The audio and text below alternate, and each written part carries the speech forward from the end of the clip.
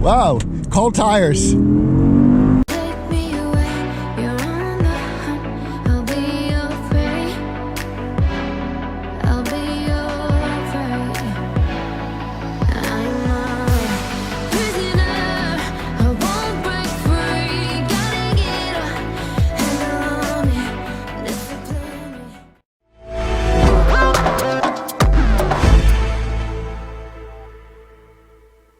Hey guys, it's Glenn from glenscarcollection.com, and we are driving my 2011 Audi R8 V10 with a gated manual. First drive of the spring. As you can tell, it's a sunny spring day here in New Jersey.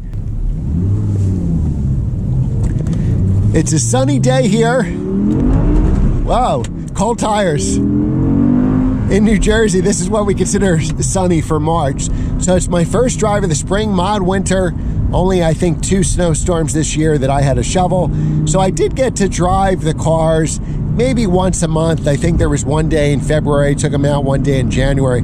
Problem is they salt the roads, so even if we don't get snow, I don't drive the cars at all if there's any salt on the roads. So the gated manual is fun. When I first got this car driving home, because I bought this in Pennsylvania, about 100 miles or so from my house, about 2 hours. And I thought I was gonna have, first couple shifts, I was looking down to make sure I got in the gates, but it's very easy. I can look straight ahead and the shifter falls exactly into place.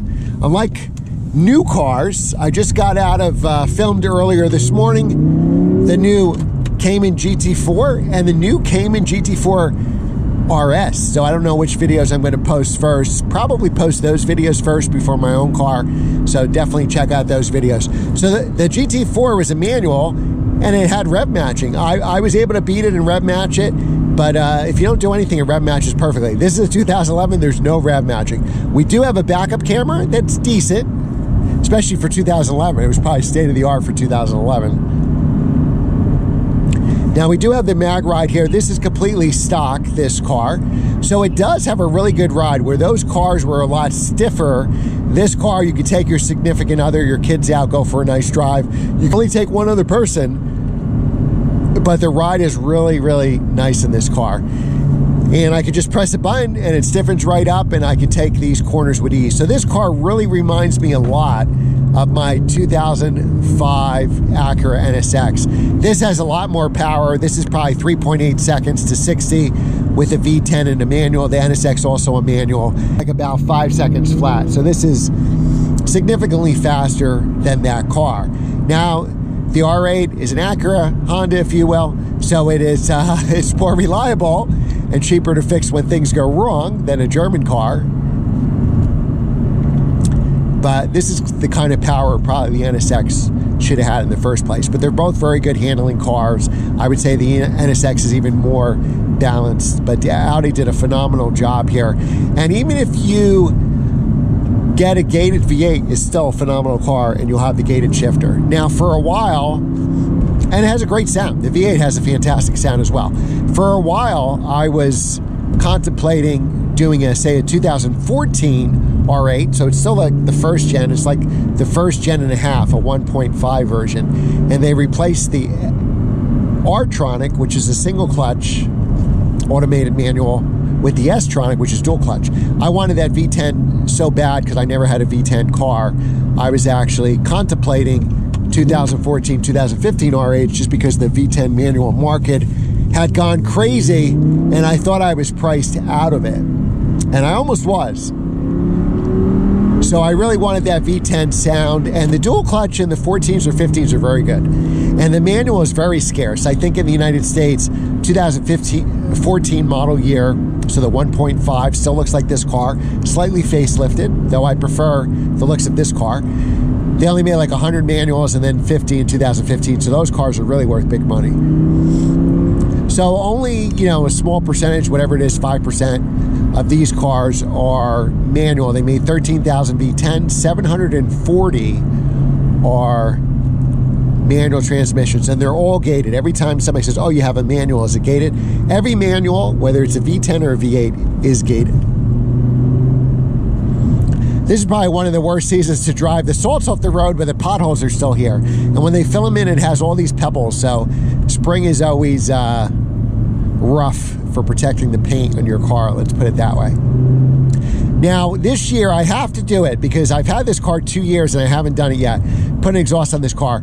This car, just like your GT4 or my NSX, they're pretty quiet from the factory. So I really need an exhaust to show off that V10 sound. Now with the windows down, it'd be a little too much wind noise. With the windows down, you could really hear that V10 sound. It sounds amazing. The problem is with the windows up, you know, it's kind of like a luxury car too, where it's just too quiet on the inside. But I noticed from the GT4s I just drove, the 2021 GT4 and the GT4 RS, you know, without the aftermarket exhaust they had, they're somewhat quiet relatively. Relative is a word that belongs there.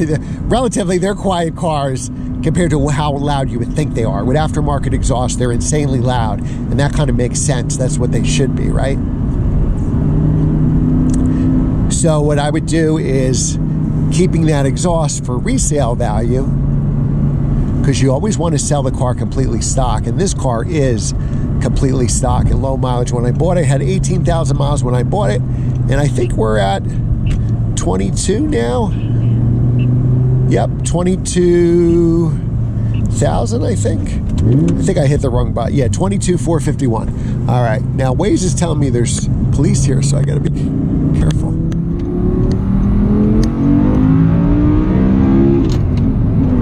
Red line is 8,700. And it's got a very lightweight flywheel. The first time I ever heel-toe downshifted this car, because it doesn't rub match itself, right? I actually brought it up to over 8,000. I couldn't believe. See right there, it'll go right to 8,000 when you hit that neutral. So it makes it very easy, I would say, to heel-toe, because that flywheel is so light. It's almost like having a sprint booster in your car, if you've ever had that. Now, one of my friends has a V10 manual R8, and he has a sprint booster, and it says it's crazy. So maybe that's something I should look forward to. All right, we'll go one more highway pull, because getting this car up in the revs is what it's all about. Oh, we're not letting that slow car go in front of us. All right, so we'll do another quick pull here. And then hopefully next time I film this video, we'll have a nice sunny day. All right, here we go.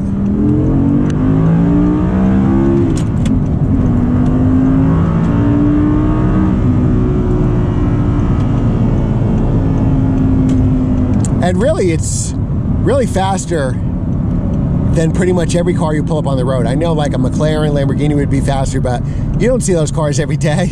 So really, realistically, when you're driving this car, you have the fastest car on the road, you have a V10 engine, you have a manual transmission, a gated manual transmission, and it's basically, you know, the fun of a Ferrari without the hassle. It's way more reliable than those cars.